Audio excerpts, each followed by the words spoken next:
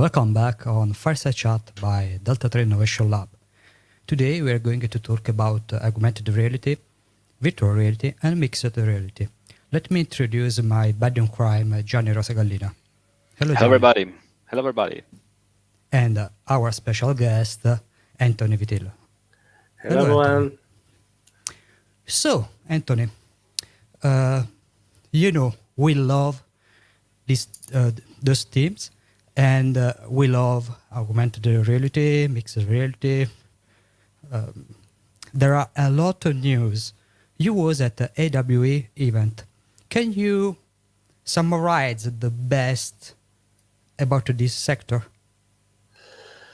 Well, at AWE, we had a showcase of a lot of hardware and only a few really interesting news announcements. But what we had there that was kind of interesting for the news was seeing Niantic. There was the CEO on the stage that was announcing again, because the real announcement happened the year earlier, the Lightship SDK. It is this SDK that should be able to make everyone develop an application like Pokemon Go, basically. So combine geolocation with augmented reality, social experiences. So you can play together with up to 5 players, etc., etc. So their idea is that the future should not be everyone at home with a VR headset, but everyone in the streets walking and enjoying augmented reality together with other people. On the other side, we had another cool announcement about AR by the Eighth Wall. That this startup. It's probably the best web AR plugin on the web. So if you want to create a web AR experience, you can use their solution, the software library, and create something that works very well, both for markerless, marker-based AR, and lots of other stuff. And they created basically a way of porting your application to our devices. So you create an application for mobile AR, and if you go with the browser to that same link on your PC, on your mobile, on your VR headset, on the HoloLens, etc., you see something coherent. You see the same experience adapted automatically with the device you're playing it on. So if you design it for the mobile phone, so for swiping, for instance, in HoloLens, it automatically translates this with pinching and moving the hand without you as a developer doing anything. So just make the experience of one device works with everyone. So I think it's very interesting because, as developers, we want everything to be always cross-platform, but we don't want to spend time to develop the cross-platformness. And also, there is all this debate about the metaverse, blah, blah, blah, that the metaverse should work on all devices, all experiences should work on all devices. And we need this kind of solutions to make sure that everything can run on the biggest number possible of devices. Otherwise, it's a big mess. What I always say, is that we have even problems in making websites compatible with phones and tablets, and people want that something in the future can work with whatever hardware for AR, VR headset, mobile, tablet, etc. So this was pretty cool. And regarding the demos, I had some pretty interesting ones. I tried a lot of haptic gloves, like the one from Aptex. I could really feel the texture of objects touching my hands, and it was pretty magical. So it was the first time I could really feel an object moving on my hand with the haptics. So it was not just rumbling, it was just really sensation of touch everywhere. I tried some crazy boots that made me walk in virtual reality. I don't know if you've seen the video. I risked dying 2 or 3 times during the demo, but these boots called ActoVR are a prototype. They're pretty fun because they are motorized, and while you walk forward, they move you backward. So you can perform a natural movement, but without moving physically. So even if you are limited space, you can enjoy it. This reminds me a bit experiments between me and Gianni about walking in place to walk in VR with the Kinects, but with it was a bit safer. With these ones, I risked falling down like 2 or 3 times, but yeah, okay. There are lots of people I can even die in this world, so that's okay. I tried Tilt 5 glasses. So these AR glasses for playing board games. I have to say that the visuals are pretty cool. Really, I found them The sensation of depth of the objects was nice. The tracking was good. So pretty interesting hardware. Also visited their offices in the Bay Area. And Jerry Ellsworth is fantastic person, an amazing CEO. She tells lots of stories. And we played, pinball together. She made like 20 times my points. So it was pretty depressing for me, but it's okay. Let me think. Yeah, I also had the opportunity of trying the demo of the AR contact lenses. It's something that my article is in review by the company. But basically, you know that there is a company called Mojo Vision that is producing AR contact lenses. And I really assaulted their demo private room. I didn't know they were there. I saw the room. I ran there and said, "Hey, I want to try your device." And the girl there was like, "Who the hell are you? Why are you assaulting me?" It was she was a bit scared, but in the end, they agreed to make you have a little demo. And the most mind-blowing one was that they give you like a plastic stick, like the one of popsicle, and you see that at the end of the stick there is a green dot, and you say, okay, this is like a status LED or whatever. It's like less than 1 millimeter big. It's really a dot. And then they say, no, that's our display. You put it close to your eyes. It's it's impossible. That thing is a display. And then you put a really the stick close to your eyes, and inside that you can see that there are texts, images. I could say Iron Man. I could say Baby Yoda. And it also worked in outdoor conditions. I went close to the window and I could still see everything. So it was mind blowing because it's like those things that you think they may happen like in 50 years from now, but they're already working on it. They put one of the prototype of the lenses on my hand. It was like a demo unit all made in plastic, and was like, oh my god, there is really all these electronics in a teeny device, and it's incredible what they're doing. And probably in the next 5 years they will produce the first product or something like that. So I really can't wait. So this is more or less the most exciting things I've tried at AW, but there are many others. I've tried the links, I've tried OVR, centimeter, blah blah blah, lots of things. But if I start speaking all about that, we can just spend 1 hour talking about my demos. So I stop myself here. Great, really, really interesting. But I wanted to ask you more detail about the gloves. Yeah, basically. I wanted to imagine the different sensation, the different feeling on your hand. Yeah, basically, it's interesting because after I've tried it, some days after Meta, Facebook, Oculus, whatever, published a post detailing the work they're doing in gloves that has a very similar technology to what I've tried. And in fact, there is like a possible patent infringement, etc. But anyway, these gloves are made of haptics, and basically they work this way. You have a glove that is semi-rigid on the back. They're quite big glove, but they're not super heavy like the first version, and they're connected with a big cable to a box and other things. So it's not something ready for consumers. The peculiarity of these gloves is that in the inside, it is like you have a pluriball, the one that you use to wrap the packages to make them safe, the one that everyone of us loves to pop. So there are teeny bubbles that can be inflated or deflated with air. Of course, if they're inflated, they touch your skin, so they give you haptic sensation. And since these bubbles are all over your hand, you can feel being touched in different positions of your hand. So not only just a rumble in one point on the whole hand, but really have a haptic texture that you can exploit. When they make you try a demo, it's interesting because, for instance, at certain time they put a teeny fox on your hand.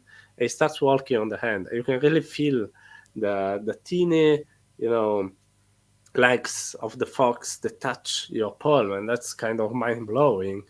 It was scary when there was a spider on my hand because I could feel all the teeny legs. I was like, no, please go away.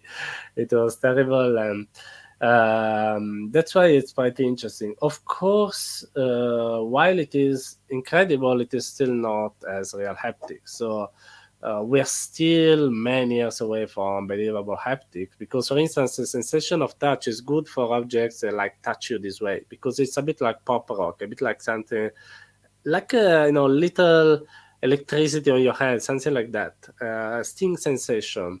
And so for teeny legs that walk on you is great, but if you want to simulate like a big sphere that stays on your hand, this is not working. So and then these gloves are super expensive, like more than $10K, Cheap. and there's I wanted to steal them, but they were too bulky to run away with. And then Gianni, also, we must ask to our PM about Yeah. this toy for the innovation lab. yeah, you should ask if if you want, I can also bridge a connection. So if you're happy to give them 10, 20K or whatever Yeah. is the What price, about programming them? Is there SDK? It's just demos they run. they have not given details to me, but well, the demo that I saw was clearly made in Unity because I mean you can really understand immediately the Unity shading in the demos. And so I guess there is an SDK. I tried other gloves, the SDK of other gloves like the Science Glove Nova. They usually have an SDK with some kind of a possibility of sending. In that case, in the Science Glove, the haptic sensation are easier and more simple, so you can send some audio files, some waveform to the SDK to the gloves to provide the rumbling. I guess that in haptics you can provide the exact point that you want to trigger and how much, and something like that to simulate the haptic sensation. I can imagine that because with the haptics shoot, it is something like that. You have like a texture on the shoot. You can select, okay, trigger this motor, this motor, this motor, and you have the haptic. Great. About the display technology for a VR application, how big is the difference compared to Oculus Quest 2? The field of view is really more wide. The resolution is really so higher. Sorry, in what headset? In general, during this event, you saw new technology, so the state of art also about the VR devices. And I'm curious if the new VR devices are really so better compared to the Oculus Quest 2. Well, there have been lots of announcements lately. Even Pimax announced this reality headset that is like everything for 2000K standalone, super controllers, etc. We know that it's kind of impossible, but I mean, at least they're trying to do something interesting. Talking about something that I tried myself lately, I have a dev kit of the Vive Flow, for instance. I can say that it's actually more comfortable than the Quest, etc. Having something that you just wear this way, it's much easier for the users. But of course, that is a device for lightweight consumption. It's not more powerful than the Quest. It's less powerful than the Quest. It's just that HTC is trying to focus on the form factor to introduce more people to VR. I have also tried the Focus 3. I have written a super long review article about it, and that one is a much higher resolution field of view of the Quest. It's pretty cool trying it and comparing it with the Quest. So they're trying to focus on two different sides of the market. Talking about something that I tried at AWE, I tried the Vario Aero in a simulation game. It was like a racing game. I think Johnny would have loved it. It was just like those American races, and the game was pretty fun. I really sucked at using all the steering wheel and the pedals. I was not good to be a pilot, but the resolution of the Vario Aero really is not bad at all. is very very high. So you really notice the difference with something like the Quest. Of course, it's a tighter headset, but it's something that really make you see what can be the future. Really don't see any kind of pixels, kind of effect, etc. I see everything super dense of pixels. I also tried the Vario XR3 just before the AWE, not at AWE. It's surely the best mixed reality solution I've ever tried, because it's a headset that costs like $5,000, so of course it must be good. And the cameras for the past are very high resolution. The headset is heavy but quite comfortable. It's well balanced, etc. So really, I think that it was a very nice experience trying it. And on the other side, I think also that the problem was that I don't know how to say that. The experience was too much intense for my eyes. When I removed the headset, I had some kind of eye strain, returning back to reality. So probably once you try the XR3, you can't remove it anymore. Your body must You, keep wearing it. It's part of you. it's like entering the Matrix, probably. Yeah. And talking about other headsets that I've tried also the Lynx R1, and I think that the resolution, etc. I think the Quest is better. I could see the pixels, so the screen door effect was visible, but it was cool that it was very lightweight. It's smaller than I thought from seeing the photos on the internet. And also, it was cool that I could switch between AR and VR. There was pass to AR, and it was quite easy for me to switch from virtual reality then being to AR again and see my surroundings, etc. So it's an interesting device. There is still a lot of work to do. So there is basically no software at the moment, really, not even the runtime. There was Stan, the CEO, that had the headset connected to the PC with the standard Android interface, making double click on the icons to open the application. So it was like, okay, work in progress. But to be the work of 15 people, it's impressive. And another cool device that I tried was more a prototype called the Hypervision. There was this company that is making the headset with super wide field of view by making like two additional display on the periphery of your vision and two other lenses here. So basically, you have a super wide horizontal field of view and also quite high vertical field of view. And they're like looking for partnership to integrate this technology inside the other headset on the manufacturers, because imagine that with this basically all the possible field of view for your vision. So it's like a reality basically. There was some distortion, so it's not perfect. It's still a work in progress, but it was working. And just to say another thing, to not talk again too much, before the AWE, but they were at AWE, they just invited me before to give me more time to speak with them.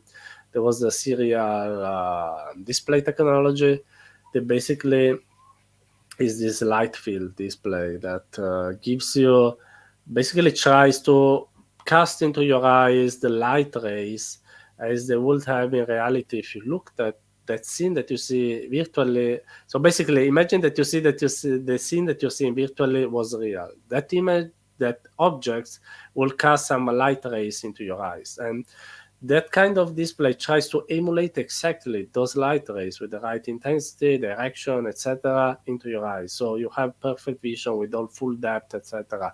Still a work in progress, but it was impressive that the 3D elements really appeared more real, more 3D, more nuanced in their depth. I was kind of impressed. Very, very impressive.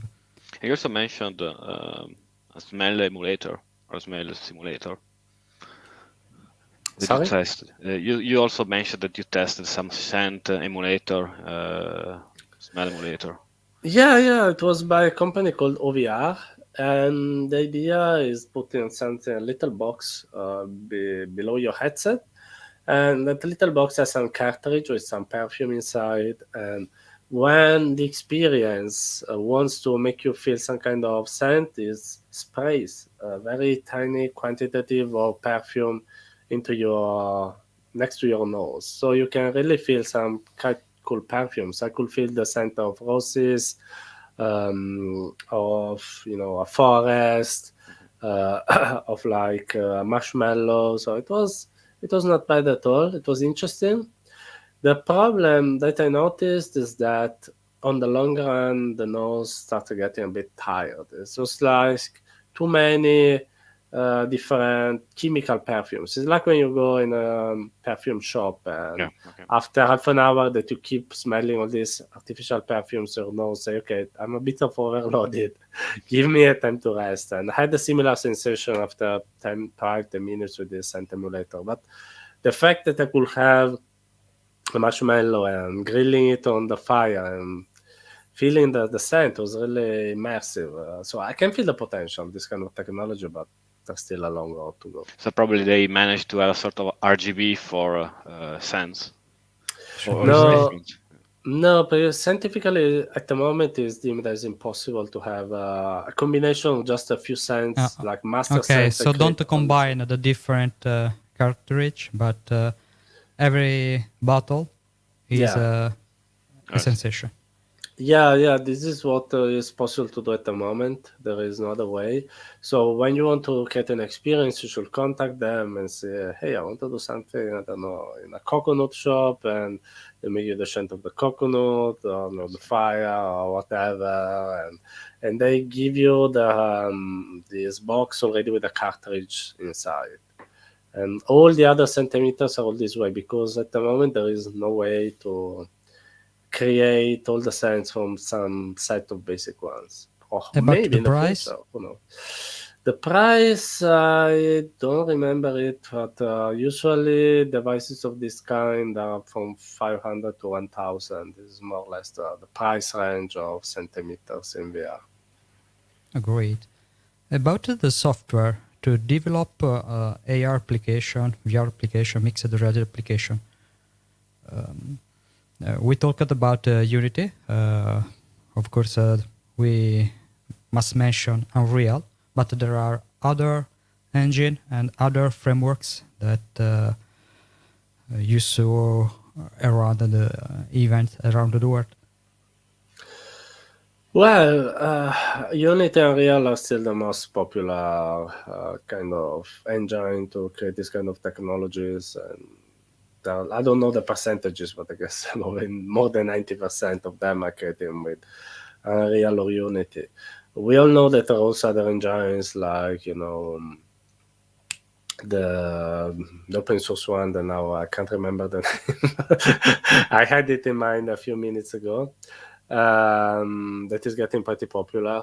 New kind of Godot engine Yeah, also is Godot, yeah, working Godot engine, yeah. with the MVR. And regarding the web, there are some frameworks to create web AR experiences, like I've said, the 8wall. I know there is also the OpenAR.js to create open source AR applications, etc., etc. So there are some frameworks. Also, Mozilla created a frame to which you can create some kind of web VR experiences. They're not the same kind of popularity of Unity or Unreal. There was this kind of Amazon Sumerian, but now it is like in an abandoned state. So I don't think it's something we should consider from now on.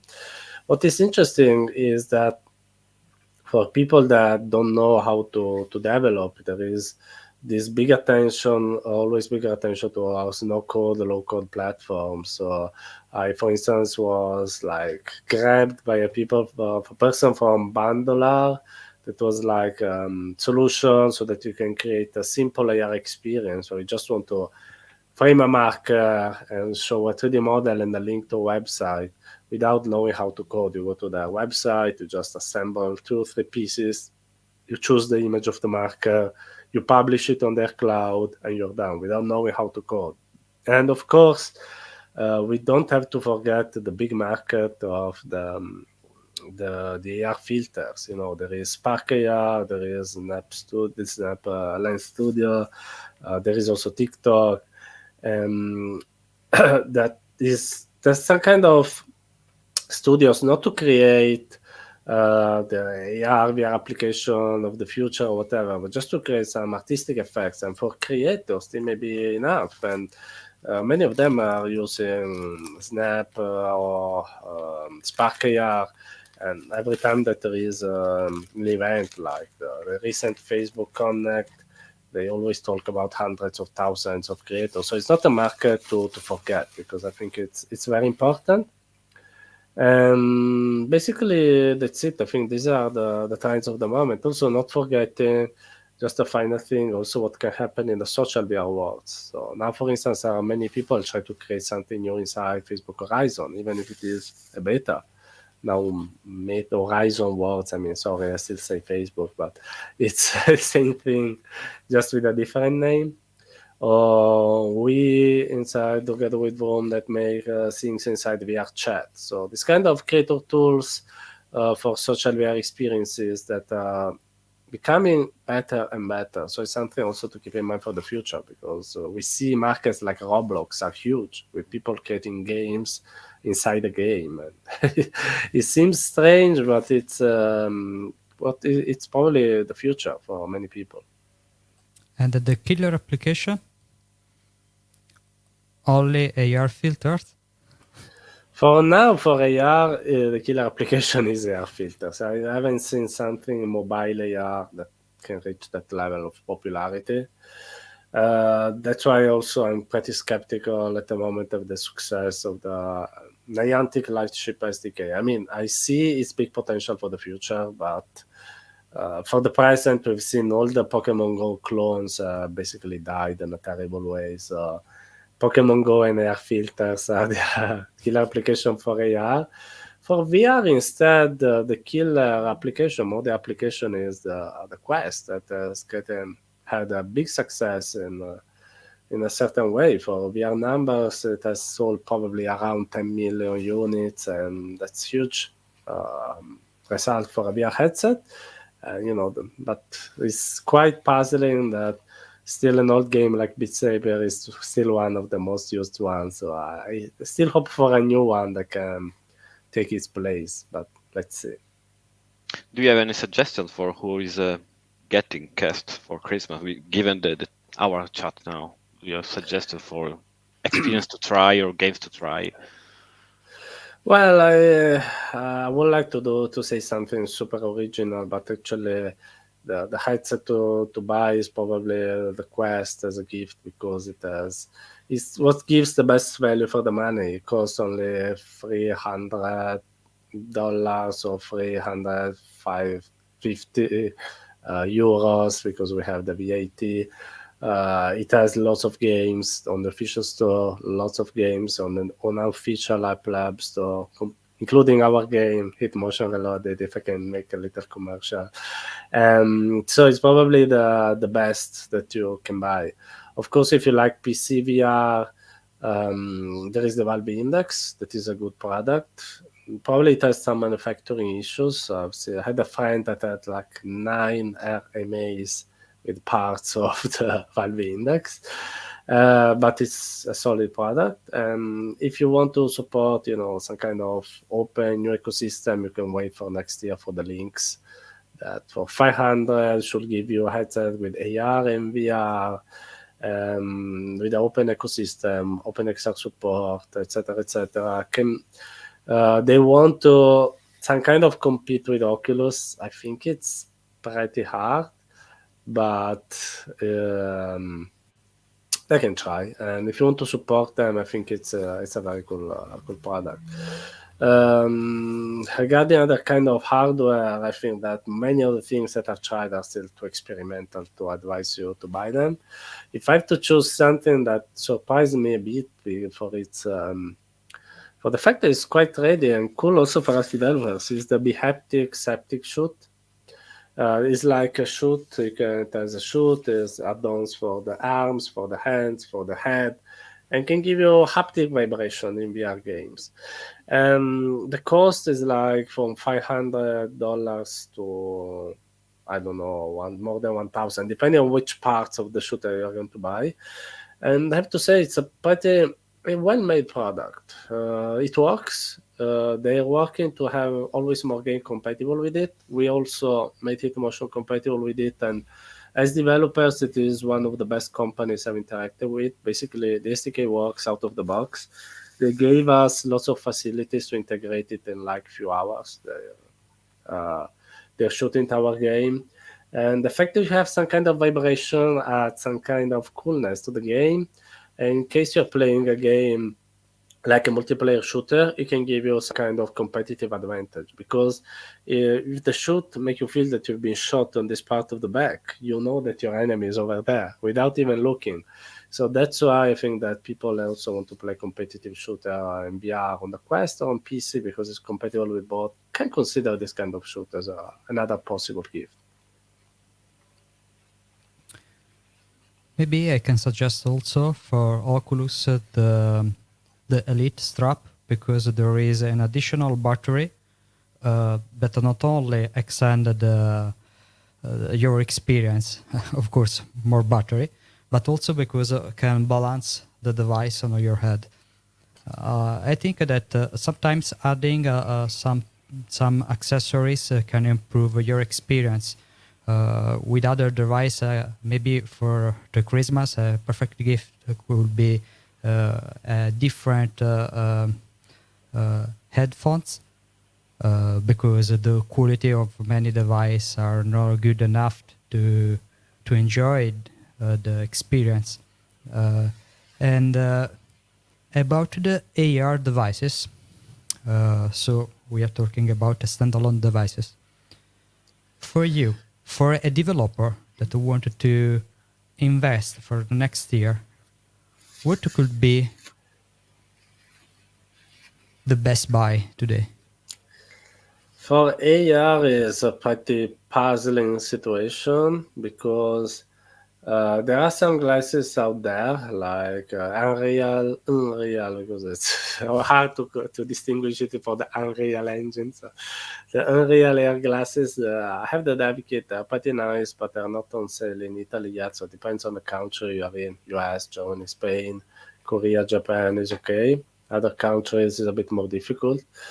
They are nice. I tried this, bright visuals, but for instance, there is not enough software. The tracking is not solid like the one from Microsoft, etc. The HoloLens is too expensive if you have not a company. Magic Leap 1 is old, and now the 2 is coming out. It will be enterprise only. There are other Unreal competitors, like for instance New Eyes, like Mad Gaze, like there was the Photon Lens, but their situation is I still don't never get when they're on sale. How I mean, they're quite similar all to Unreal glasses, and when I got in touch with these companies, they were like, okay, we're going to launch very soon. And then 6 months later, they're still like, we're going to launch very soon. And you're like, okay, let me know when they're going to be It's launched. like the progress bar, the old progress bar in some Windows edition. Yeah. When you That copy is- files, it's 99% complete, but it's still there after 10 minutes. Yeah, so that is a kind of confusing situation. My advice for developers is either to buy, if they can, the Unreal glasses, or to experiment with the pass-through mode of the Oculus Quest 2, or the Vive Focus 3 that has a similar pass-through AR mode. Start experimenting with AR there. It's not high quality AR, but can make you, get used to how AR is, and so that when the new headset will appear next year, you will be ready. So next year there will be the Lynx that I said has good pass to AR. There will be the Project Cambria, there will be VR and AR. And rumors say probably also Apple with its MR and VR headset at the end of next year. So it's a good year for pass to AR MR next year. So my suggestion is now to probably experiment with what you have, the Oculus Quest 2, and then next year buy some kind of headset with better pass-through. Great device. And the last question. Sometimes I love to play with the Oculus. Have you tried different type of game? There is some things new, or always the same typology of game? You know, Well, it's when you are crawling inside the store, there are always fitness games, uh, the same type of puzzle games. It's rare to find a very different experience proposed by a game. yeah. I mean, fitness games are great because we did one of them. So Oh yeah, yes. I'm now, sure. I also suggest if you love table tennis to test one of them. It's there's one of the game that's the very realistic experience for table 11 table 11. Yeah, is pretty cool. I Well, almost fell down when trying to reach in the ball. Yeah, very cool. it's part of the experience. But I think that I mean, talking about popular games, we're seeing some new games like Resident Evil 4 VR that come out and having big success. And I have downloaded it, but I still have to find the time to play it. But I'm a big fan of the saga, but I've not tried it yet. Next year should come probably GTA San Andreas, always on the Quest show.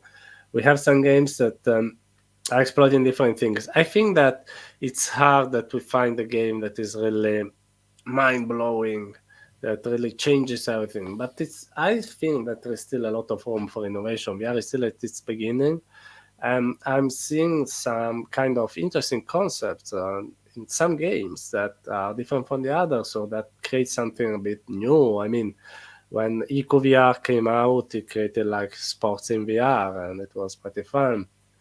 Population One has probably bought the Battle Royale game to VR. Before, there were not these popular titles, and Population One really rocket totally. We played an indie game called Inda Hoop that let you play basket with hand tracking. So you just Mm. without controllers. And the beginning is a bit tricky, but then It's it's really quite fun. interesting, Johnny. I believe Yeah, that we we must somebody from propose it our to our yeah colleagues. yeah You should try it. They sent me a key. I still have to review it, but I love to play it. It's really like you play like free throws, of course. It's not like a basketball match, but it's pretty nice. Getting hand striking, we have also other things like hand physics lab that you have to solve some issues, some puzzles only by using hand tracking with the quirky hand tracking of the quest. So sometimes it's funny because things are not going how you expect. So it's frustrating, but it's funny for the same reason. I can think about Dime for resolution games. Resolution games has like launched, I don't know, 12 games. It's really every 2 3 months they have a new game. I don't know how many they are, probably 1,000 people. All the games that they did before demo were like okay in the sales, but demo actually was cool because it was probably the first time that the tabletop experience was social and was able to bring people together in VR. So it was a huge success. This game, and it's something a bit new to evaluate. So I think that there is not probably some new genres for now. I guess someone will come with something new for sure in the future. But at the moment, I see more some kind of interesting experimentations on how to use the hands, how to use pass-through. Someone now is also playing with voice commands like PTXR or VR XR Workout. They had the possibility for accessibility to use your voice to start the various trainings. So many people trying crazy things, and that's fine. Great. Johnny, do you have any curiosity about Now we new were talking devices? about games, but what about more enterprise solutions? Also, we read recently from big companies acquiring a lot of VR devices for their own stuff. What about that?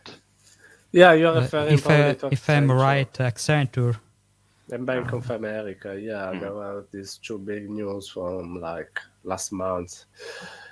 Yeah, I think that enterprise is a sector that is quite boring. There is a friend of mine that defines B2B like the boring to boring because actually it is a sector where you have to be pretty practical. So it's not something where you can invent something fancy or say, oh, let's experiment with hand tracking, make something cool. It's just that you have to make things that work. So it's very useful. It's very interesting because it makes many companies spare a lot of money, improve their production processes. So I say that it's very interesting to be in the sector. And it's great that VR is really uh, increasing decreasing the time to produce some kind of devices. I know that there was an example a year ago about Bell helicopters passing from years to months to design a new helicopter thanks to VR. So these are the things that make you understand the potentialities.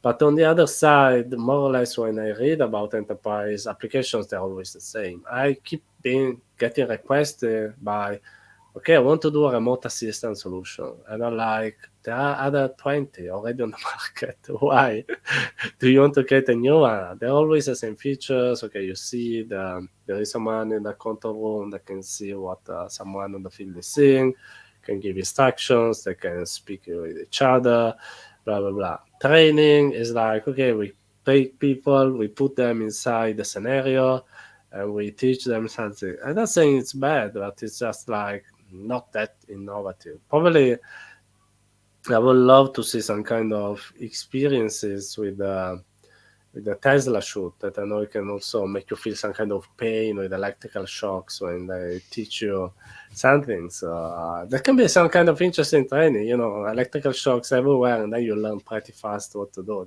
That's kind of innovation I was looking for.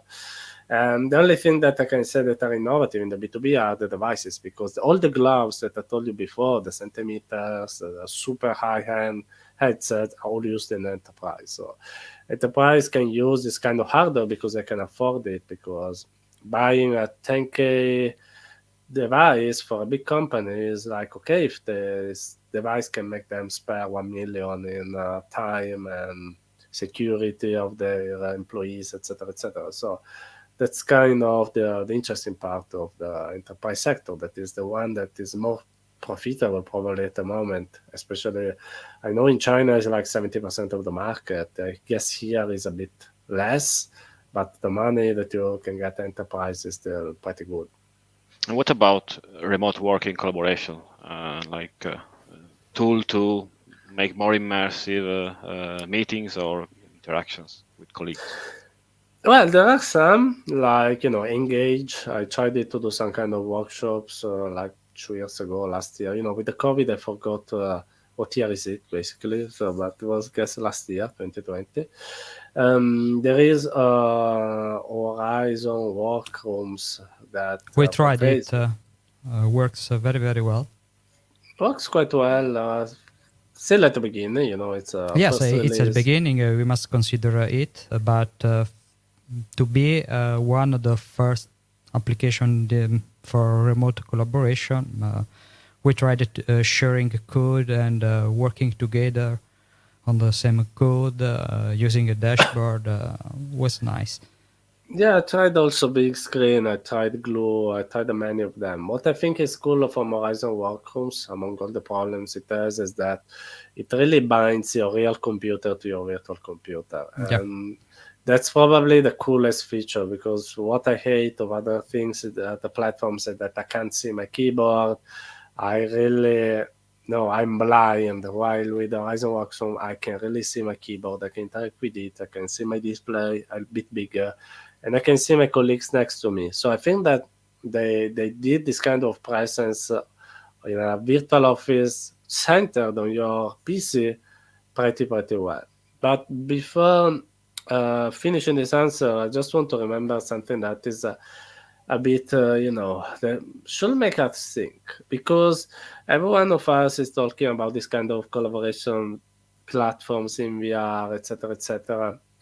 But one of them is called Spatial, and it's probably one of the best for the. I mean, they got 20 million of investment, so they create some cool features. It was really a wonderful collaboration platform, and now they just pivoted towards NFTs and this kind of stuff. And they said that they did this because 70% of the customer, they didn't want to use VR for the meetings. They found it useless. They wanted to just have a meeting. They said, okay, nice, your virtual environment where we can meet. Can you do that via web, like with Zoom?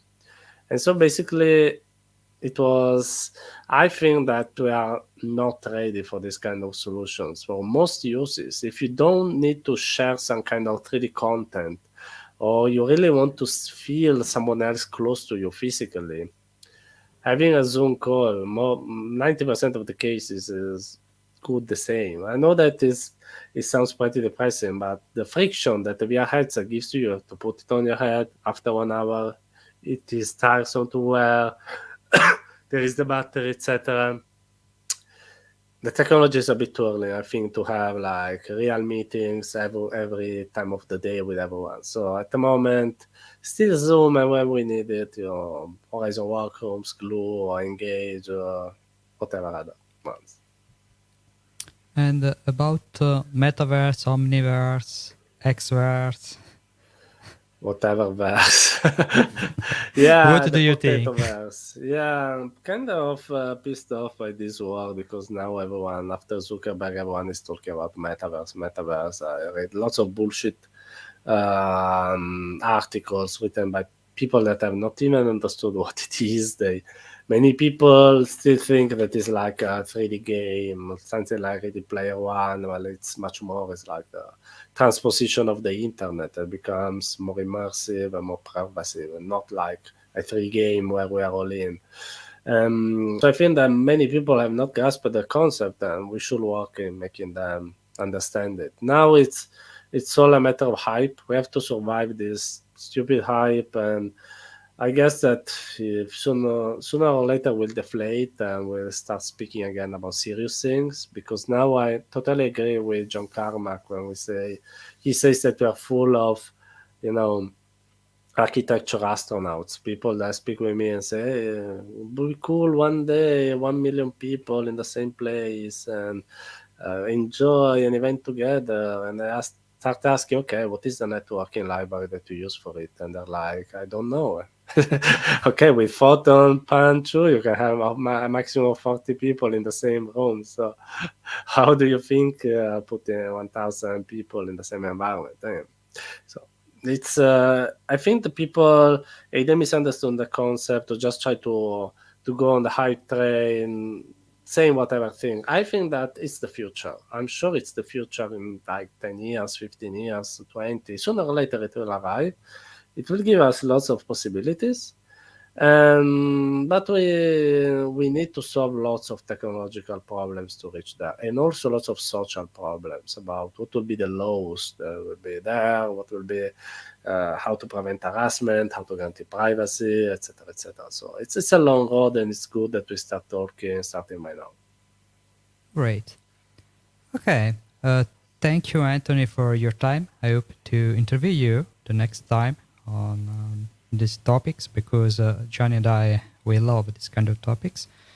Maybe the next fireside chat about more technical,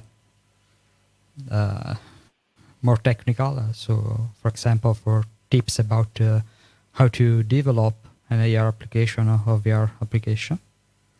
If our attendees wanted to ask us some things, leave a comment below, and Anthony will answer as soon as possible.